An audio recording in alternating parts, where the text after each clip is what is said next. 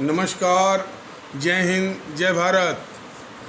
भारतीय अवाम ताकत दल अपने भारतीय भाई बहनों अर्थात अपने देश भारत की जनता अर्थात अपनी भारतीय अवाम से भारतीयता आधारित आपसी श्रद्धा, भारतीयता आधारित आपसी स्नेह, भारतीयता आधारित आपसी प्रेम, भारतीयता आधारित आपसी अखलाक मोहब्बत, भारतीयता आधारित आपसी सहयोग, भारतीयता आधारित आपसी सम्मान, भारतीयता आधारित आपसी एकता, भारतीयता आधारित आपसी भाईचारा तथा भारतीयता आधारित आपसी सद्भाव को समझने व उसे आत्मसात करके वैसा ही आचरण एवं व्यवहार करने हेतु और इसके पूरे देश में प्रचार प्रसार करने हेतु और प्रत्येक देशवासी को इसकी अहमियत और महत्व को समझाकर इसे अपनाते हुए वैसा ही आचरण एवं व्यवहार करने हेतु और प्रत्येक देशवासी को अपना ही भारतीय भाई बहन मानकर, समझकर, अपनाकर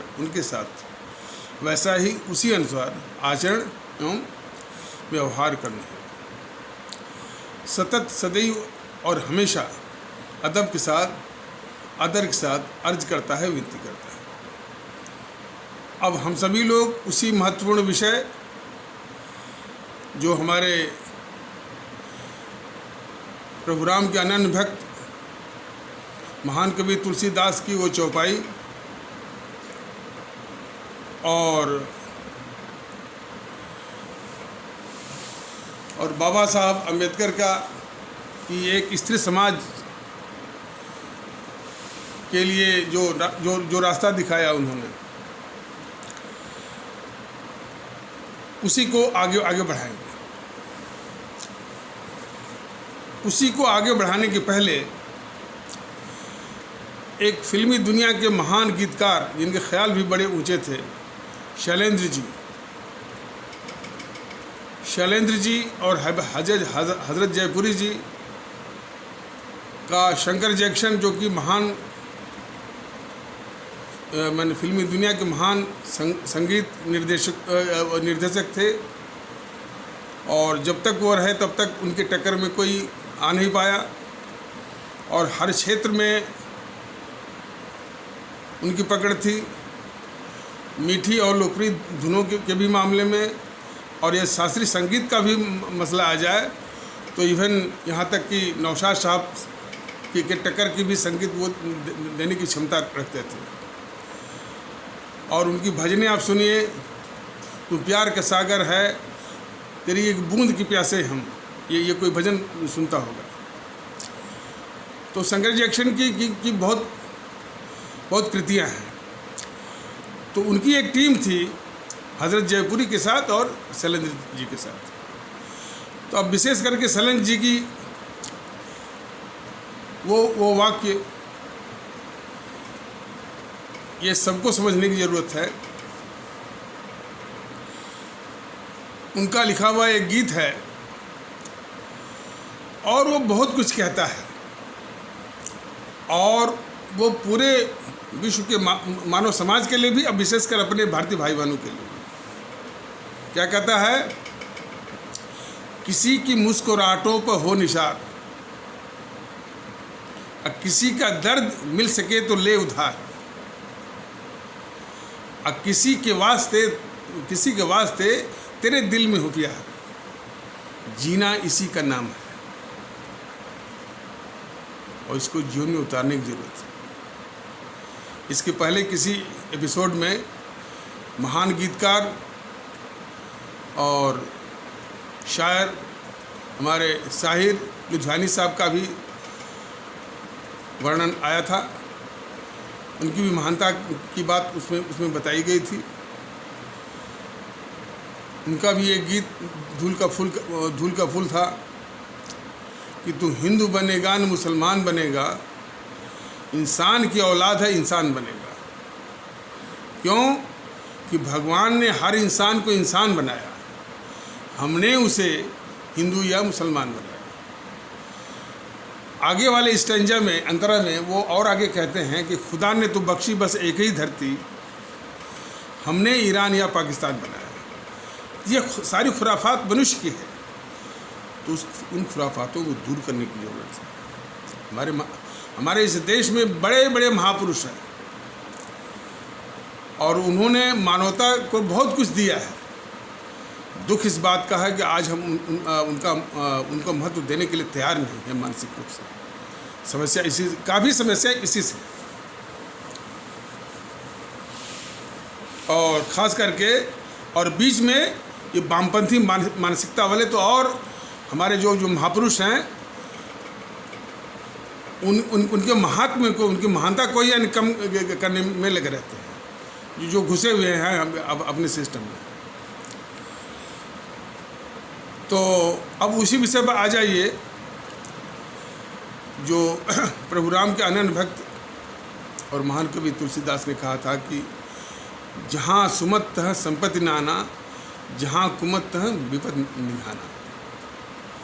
मोदी जी बेशक बड़ी काफ़ी सड़कें बनवा रहे हैं, हाईवेज़ का जाल बिछा रहे हैं, एक्सप्रेसवे का पूरे देश में जाल बिछा रहे हैं, और जो एक्सप्रेसवे जो हाईवे बनवा रहे हैं वो एक एक बिहड़ जंगलों में जापानी टेक्नोलॉजी से कोई देखे तो उसका दिमाग जो है बहुत गर्व से ऊंचा हो जाएगा। बात सही है। और बुलेट ट्रेन की उनकी योजना है। तेजस और वंदे भारत ट्रेनें चल रही हैं, सुविधाएं भी बहुत बढ़ रही हैं, हालांकि उनकी कीमत भी बढ़ गई है, और भी चीज़ें करने की कर रहे हैं।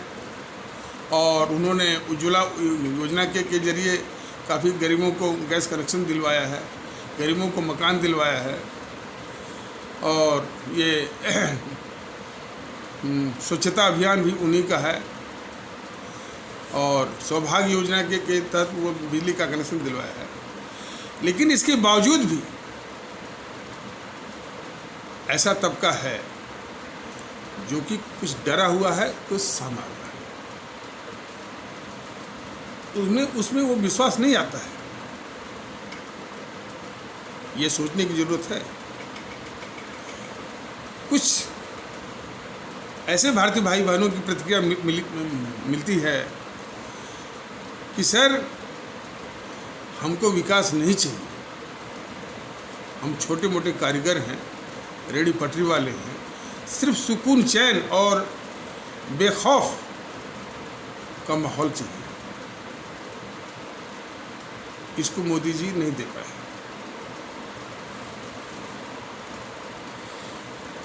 और इसी प्रकार हमारे भारतीय समाज का जो पिछड़े हमारे भारतीय भाई बहनों का जो समाज है, जिसको लोग पारंपरिक रूप से दलित कहते हैं, भारतीय जनता के दल उनको दलित कहना उचित नहीं मानता, पिछड़ापन है, इस पिछड़पन को स्वीकारता है भारतीय जनता के दल, इसलिए अपने इसी संबोधन से उनको संबोधित करना चाहता है। हमारे पिछड़े भारतीय भाई बहन, उनमें भी कुछ इस प्रकार की शंका, डर है कि उनकी रक्षा कैसे होगी।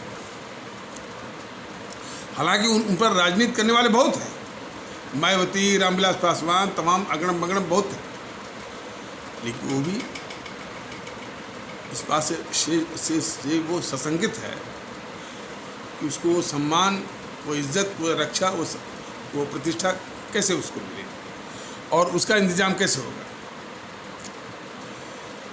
और ये मुंह की बात नहीं है, ये जो कोरोना की अवधि चली, कोरोना की में लॉकडाउन की अवधि चली, उसने सारे दावों की पोल खोल कर रख दी कि उन गरीब मजदूर भारतीय भाई बहनों के साथ क्या हो रहा है। सिर्फ राजनीति और स्वार्थ तो हो रही है, बाकी तो वो पिस रहे हैं। वो इसी बात का प्रामाणिक है कि हमारा सिस्टम जो है, जिस सिस्टम को हमने 60-70 सालों से बनाया है और जिस पर सारे प्रयोग हम कर रहे हैं, वो हमारे गरीब और आम भारतीयों के लिए कितना निकम्मा और बेकार है। इसी तरह से तमाम बातें हैं कि लाख वो हाईवे बन जाए, एक्सप्रेसवे बन जाए, अच्छी अच्छी ट्रेनें चल जाएं, अच्छे हवाई जहाज चले जाएं, वो चले जाएं, लेकिन बेसिक जो है जो बेसिक आवश्यकता है कि गरीबों को जो स्कीम है कोई भी है उसको लाभ उसको मिले कैसे, उनकी सुरक्षा कैसे हो, उनको हम राहत कैसे दें, इसमें सिस्टम का पूरा फेलियर है। यहीं पर हमारे महान कवि और प्रोग्राम के अनंत भक्त तुलसीदास की वो कहावत हमेशा दिल में याद रखना चाहिए, जहाँ सुमत तह संपत्ति नान और जहाँ कुमत तह विपत्ति नान। तो ये पूरा विकास वो बिल्कुल व्यर्थ दिखता है यदि हमारे गरीब और मजदूर भारतीय भाई बहनों के लिए सिस्टम बिल्कुल निकम्मा साबित होता है और बेकार साबित होता है, बल्कि विकास कम ही रहता और ऐसा सिस्टम रहता है कि यदि कोई ऐसा संकट आता कि पूरी व्यवस्था पूरी जो है उनके सहायता के लिए खड़ी हो जाती, मौके पर सहायता मिलती और उनको एक एहसास मिलता है कि नहीं भाई ये सिस्टम, ये देश, ये व्यवस्था वो हमारे लिए है, हमारे लिए भी है। तो ये मोदी जी और मोदी जी के जो सलाहकार हैं उनको भी सोचना चाहिए। देखिए, इसके लिए मोदी जी सिर्फ जिम्मेदार हैं, ये भारतीय जनता पार्टी दल ऐसा नहीं मानता है। ये तो सारा सिस्टम बिगाड़ा हुआ है JNPC, गांधी नेहरू परिवार, चंद्रा चौकड़ी का और उनके साथ जितने चंगू मंगू रहे हैं वो उनका।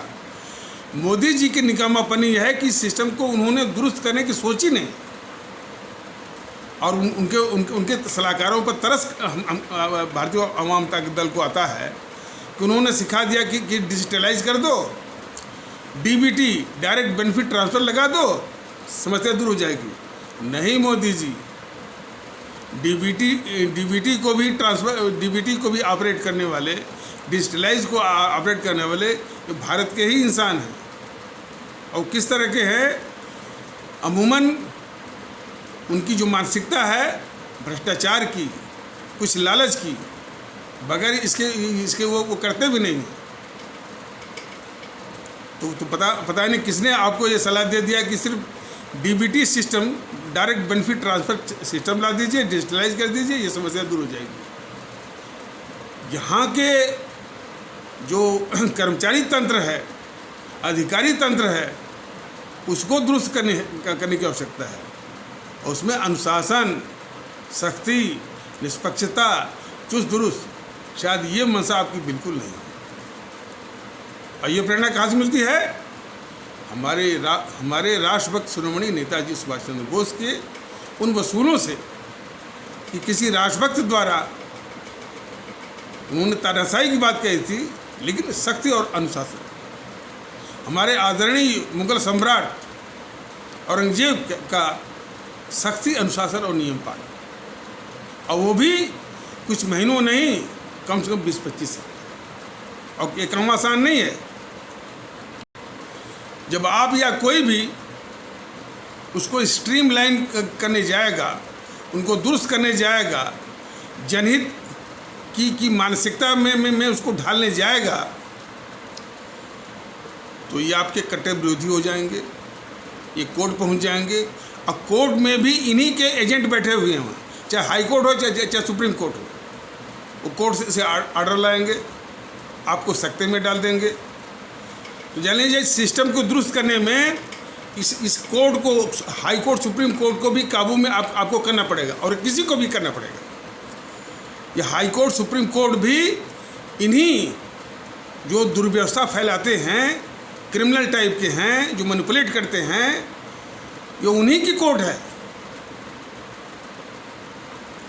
तो ये काम इतना आसान नहीं है, लेकिन आपकी वो मंशा नहीं दिखी, और बगैर वो किए सिस्टम जो है वो दुरुस्त होगा नहीं। लेकिन भारतीय जनता पार्टी दल कहता है, चाहे कोर्ट है चाहे कोई भी हो, सबको डिसिप्लिन करके जनहित में सिस्टम को किया जाएगा, सख्ती से, अनुशासन से और नियम पालन से।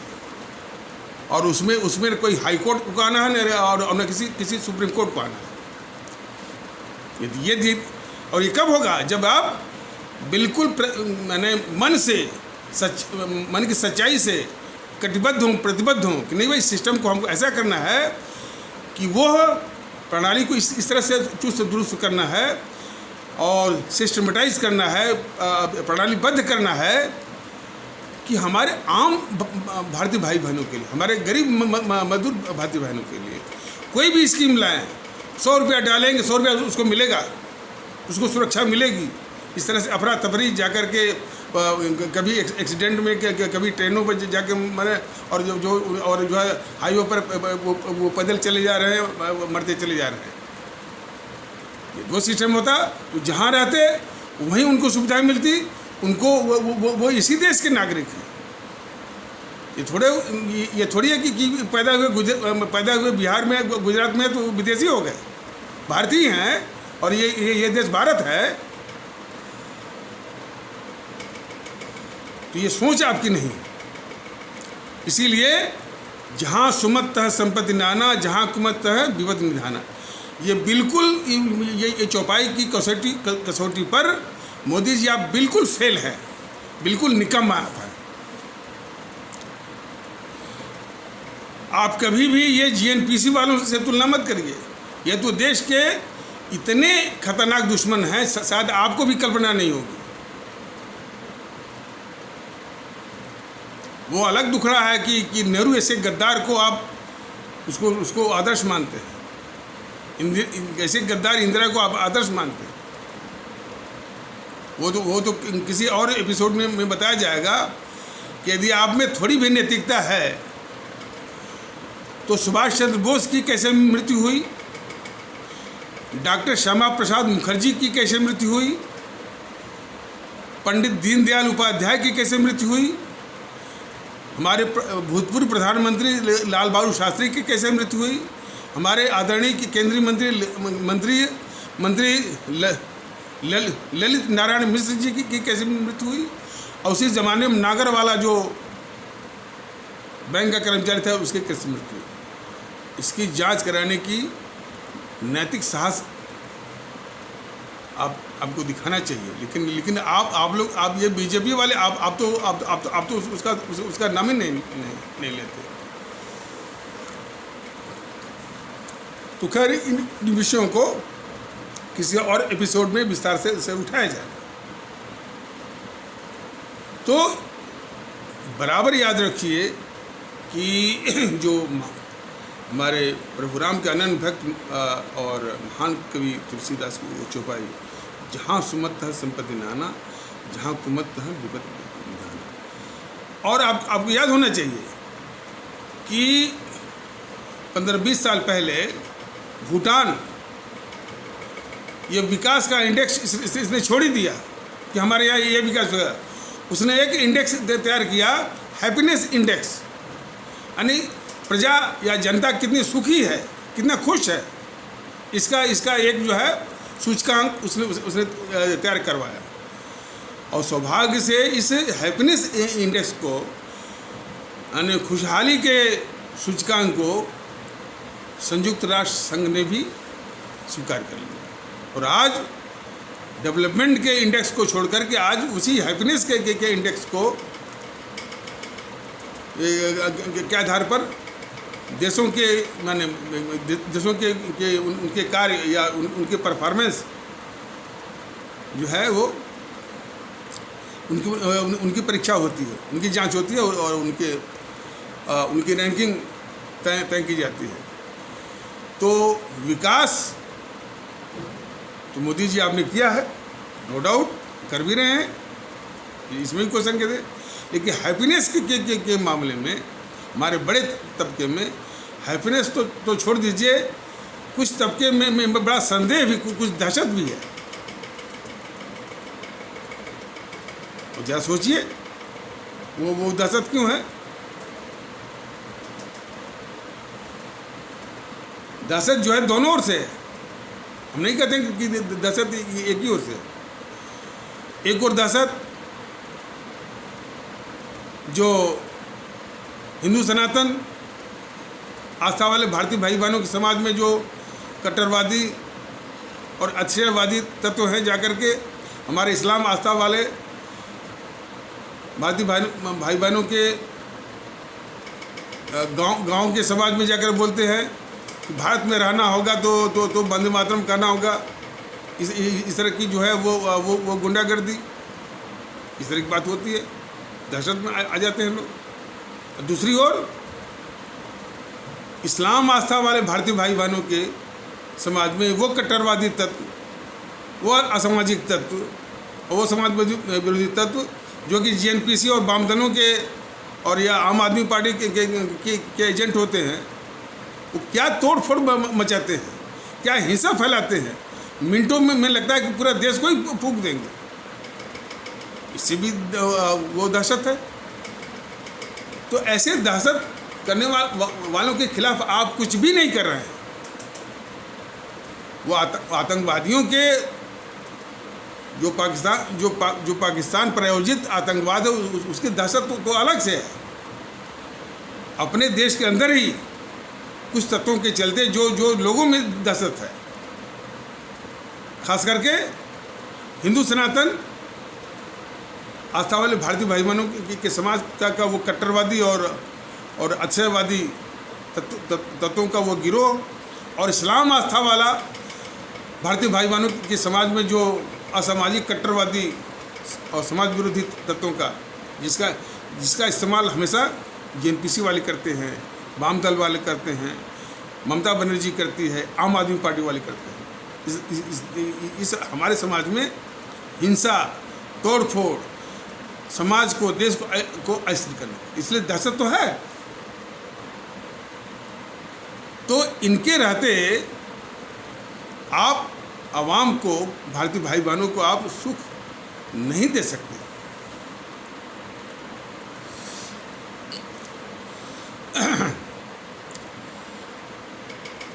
लेकिन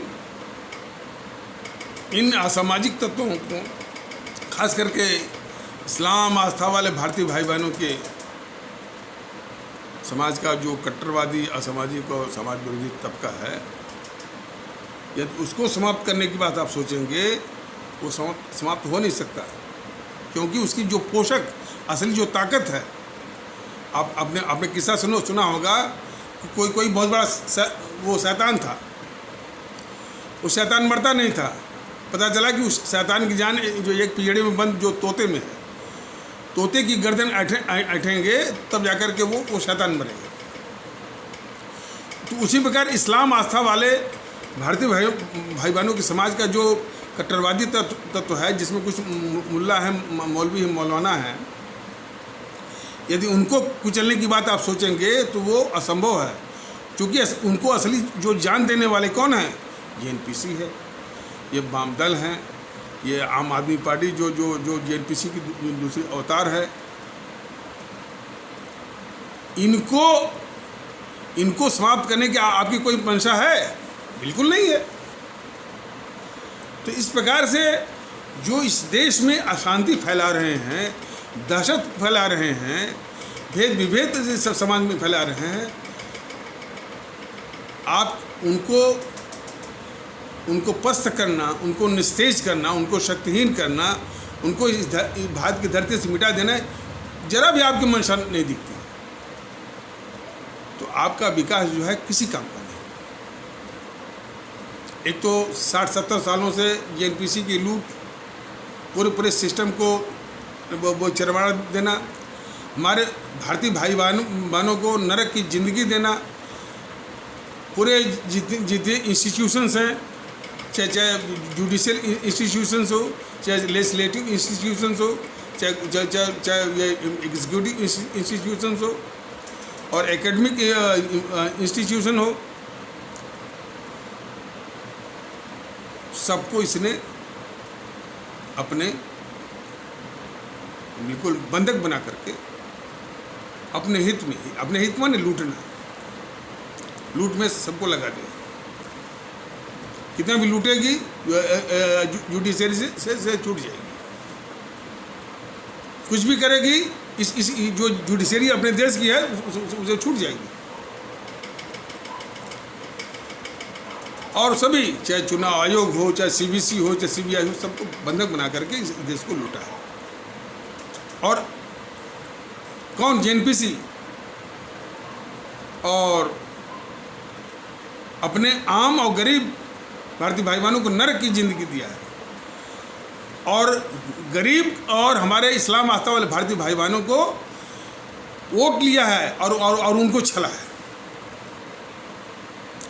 तो उस स्थिति से हट कर के जब आप 14 में प्रचार कर रहे तो बड़ी आशा जगी थी कि नहीं भाई इस स्थिति में आप जो है वो बदलाव लाएंगे,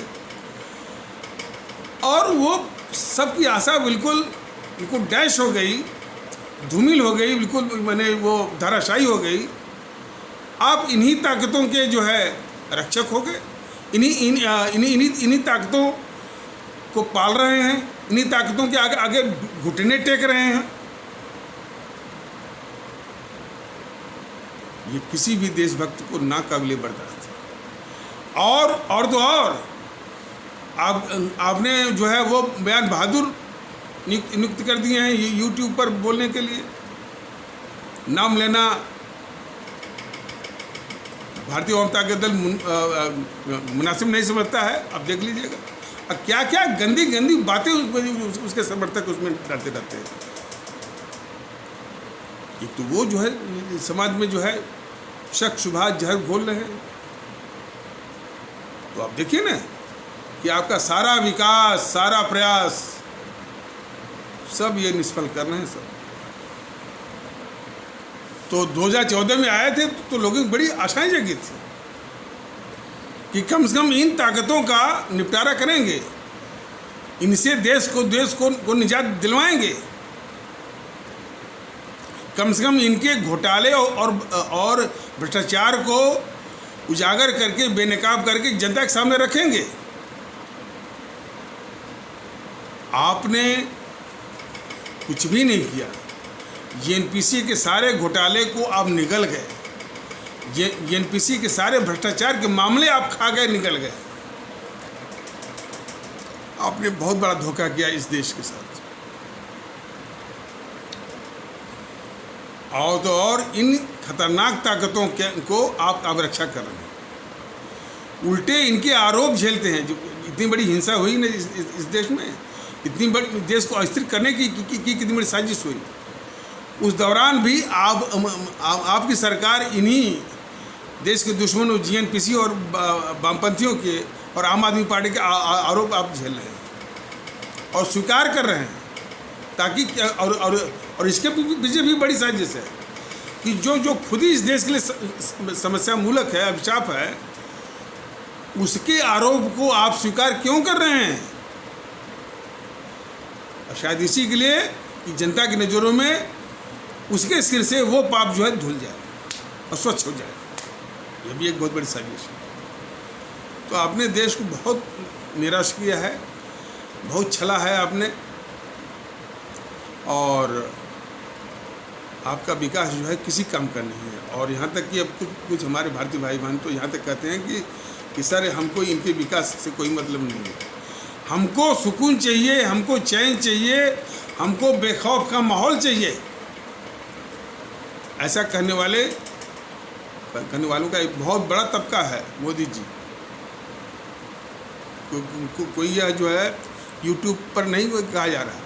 और यदि ऐसा है तो फिर वही हमारे महान कवि और प्रभु राम के अनन्य भक्त तुलसीदास की चौपाई हमेशा कुछ सामने रखिए, उस पर आप अपने को कसिए कि जहाँ सुमत तह संपत्ति नाना और जहाँ कुमत तह विपत्ति निधाना।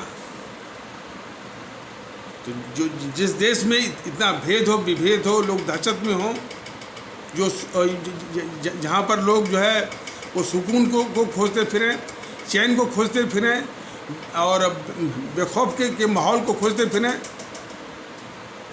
वहाँ सुख नहीं आ सकता। और आपका सब विकास जो है बेकार है, सब क्या करा है बेकार।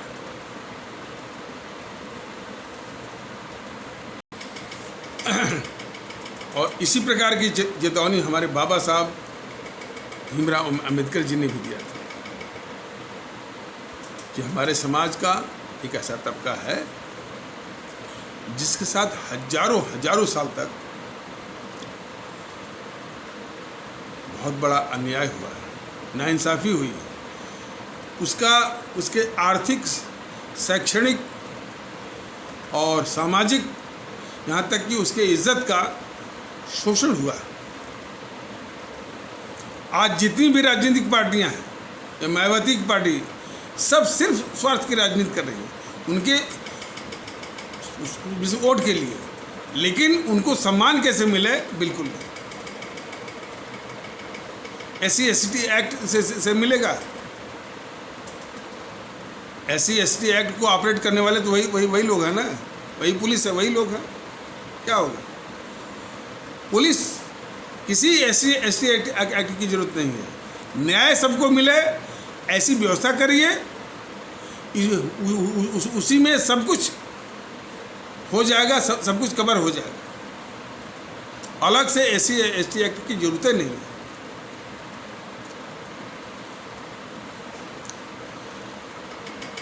लेकिन उसी पर कितना बवाल किया था राहुल, झूठ बोला कि मोदी जी ने आरक्षण ही खत्म कर दिया। किनसे कितनी हिंसा फैलवाई, करीब 1.5 साल पहले सर। इतना झूठ बोलने वाला राहुल आप ही के शासनकाल में तांडव कर रहा है। वो दुश्मन चीन के राजदूत से मिलता है रात के 12 बजे। उसके वक्तव्य को ये देश के दुश्मन चैनल बड़ी प्रमुखता से दिखाते हैं। ये सब आपके शासनकाल में जितने भी अन्य देश को अपमानित करने वाले देश विरोधी मीडिया बौद्धिक वर्ग बेखौफ काम कर रहे हैं। तो इसमें सुख कहाँ है? सुख है ही नहीं। एक शंका, संशय, दहशत तो है ना कि ये चैनल वाले तो उसी के साथ देंगे, PFI के साथ देंगे, JNPC के साथ देंगे, सिमी के साथ देंगे सब ये, लेकिन घुमा के देंगे। बड़े शातिर हैं ये चैनल वाले। और इन चैनल वालों के विषय में भारतीय जनता दल बहुत बड़ा है। NDTV उसका रवीश कुमार, यह किसी भी शातिर देशद्रोही तो है ही। क्या किया आपने? रवीश कुमार, कई बार बताया गया था कि रवीश कुमार, निधि राजदान, संकेत उपाध्याय, वो संदीप चौधरी, मानक गुप्ता, पुण्य प्रसून वाजपेयी, अभिषार शर्मा, शेखर गुप्ता, विनोद दुआ, बरखा दत्त, राजदीप सर देसाई, करण थापर, सागरिका घोष, राणा अयूब, आरफा खानम, अजीत अंजुम, राहुल कंवल, सौरभ द्विवेदी, ये सब भारत समाज के शत्रु हैं, देश के शत्रु हैं। बेखौफ देश विरोधी गतिविधियों में बड़ी सफाई से दिन रात वो लगे हुए हैं। क्या कर रहे हैं आप? कुछ नहीं। तो इस तमाम देखिए सारी बातों का जिक्र या विवरण इस YouTube के माध्यम से हो नहीं सकता, मुमकिन नहीं। लेकिन एक नमूने के तौर पर बताया जा रहा है कि मोदी जी आप कुछ भी नहीं कर रहे हैं। इनके रहते हमारी आम और गरीब जनता को जरा भी चैन नहीं है, सुख नहीं है। आपका विकास बिल्कुल धरा का धरा रह जा रहा है। इसको गंभीरता से सोचिए। और निश्चित है कि भारत की जनता, भारत की आवाम इसका जवाब देगी। और जवाब देगी। मान लीजिए भारतीय जनता दल की सरकार आती है तो ये ज़रूर इसका पता करेगी कि आपकी कौन सी मजबूरी थी कि आप जो देश के दुश्मनों को ठिकाने लगाने के बजाय आप उनको पाल रहे थे। और ये एपिसोड कुछ लंबा ना हो जाए, इसलिए यहीं पर इसको विराम दिया जाता है। तब तक के लिए नमस्कार, जय हिंद, जय भारत।